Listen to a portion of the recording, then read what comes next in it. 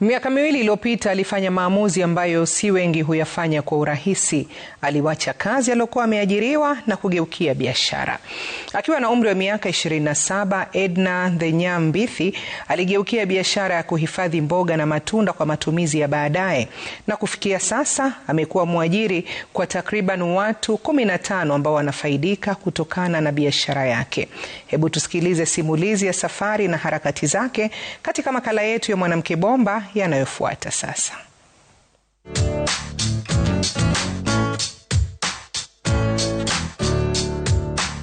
Kwa majina naitwa Edna Mbithi. Ninajishughulisha na kusaidia wakulima kutopoteza mazao yao kwa kukausha, ndipo wapate value na pia sisi tupate value. Nilipenda wakulima kwa vile wazazi wangu ni wakulima. Lakini ilifika muda baba yangu akawa mgonjwa na tukakuwa tunapoteza mazao kila wakati kwa vile hayupo hapo, na anapokuja Nairobi tukimchunga pia sisi hatupo hapo. So tukakaa chini tukaulizana, mimi na mume wangu, tutasaidiaje nyumbani ensure that mazao haipotei na ensure that bado tutakuwa na pesa ya rani. Nilipokuwa nikisoma sikujua nitakuja kufanya hii kazi, hata nilikuwa nimeandikwa, lakini nikaona the logistics za kuandikwa na passions zangu za ukulima ambazo zilikuwa strong after kuona kudidimia kwa baba yangu, nikajua nakuja kufanya hii kazi. Safari ilikuwa ngumu. Nilikuwa na an extra room kwa nyumba yangu SQ, na nikaona nianze. So nikaanza kujaribu na microwave, haikuwa inakausha venye ninataka. Nikajaribu oven, zote ni zile za nyumba. Nikajaribu, nikaona taste inakuwa distorted kidogo, na nikasema wacha niende. Kulikuwa na rafiki yangu alikuwa kwenye hii biashara, nikamwambia naomba, yeye anakausha tu herbs peke yake. Nikamwambia naomba tu nijaribu hizi mboga nimezitoa nyumbani, nione venye zitakaa na niende nikule, naweza kukugawia pia na wewe unipe feedback yako. Hivyo ndo tulipoanza. Haikai vibaya, haionji vibaya, kwanza ni tamu. Nikawa na prefer hiyo kwa hii fresh.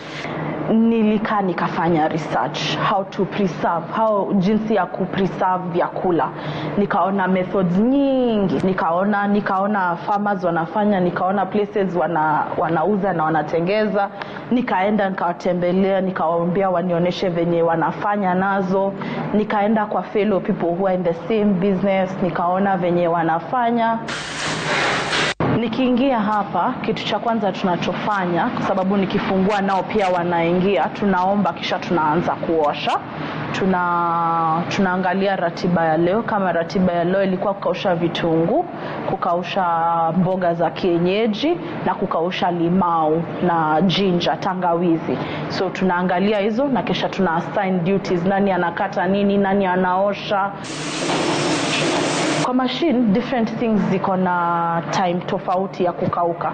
Kuna zenye zitachukua 10 hours, kuna zenye zitachukua 36 hours. Kikauka, inapoa kwanza ndio weke kwa airtight containers. Ukiweka kwa airtight containers, unasubiri ile siku unataka kupackage zote, una package. Yes.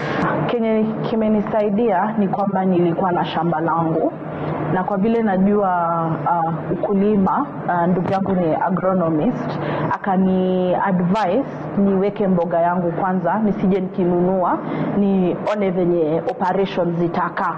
Seasonality ni changamoto kubwa kwa vile vitu kama saa hizi tunavyoongea, managu haiko kwa vile mvua imeharibu. Kwa hivyo unapata mboga zingine zaja zikipotea depending na season yenyewe. Pia matunda iko vivyo hivyo. Kwa hivyo unahitaji ufanye very heavy investment ya cold rooms, ndipo sasa ukipata au unanunua, ukipata au unanunua. Kila mtu yuala matunda. Ukiwa kazini utaki ujipake na juice, lakini unataka ule. Ukiwa kwa barabara unataka ukule kitu at least usikie vizuri, wewe pia ni customer. Ukimtizama Edna miaka inayokuja, unamwona anafikia wapi?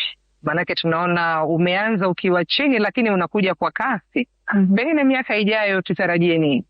organic market na export ndio our main market. Maono yetu ni tuweze kuensure wale watu wako kwa regions zenye hawana chakula waweze kukula healthy meals zenye ziko na vegetables na fruits without a hassle.